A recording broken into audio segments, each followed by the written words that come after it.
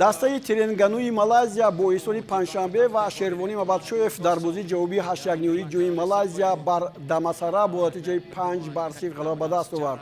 Mereka mainan 1-2 kali ini lepas Syarwani Mabashoev dengan taran dan akhirnya antaran tersebut berjaya disudahkan oleh Engku Shakir. بازی اولی این دسته‌ها نیز با پیروزی ترنگانو جانباز شده بود. در این وخوری ساوی فوتبالبازان تاجیک ارزنده بود. شروانی مبادشویف خود امکانی زدن گل را داشت اما نتوانید. شروانی با یک پاس گل‌آورش بازی را جانباز کرد. هتریک را نور شاکر به نام خود ثبت نمود. او در دقیقه 33 37 62 با این دستاورد نائل شد. دو گل دیگر را کاریکا به هدف رسانید.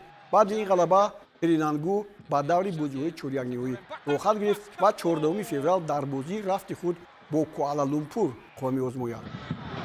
Mereka ada ruang untuknya dan beliau menyempurnakan ruang yang begitu besar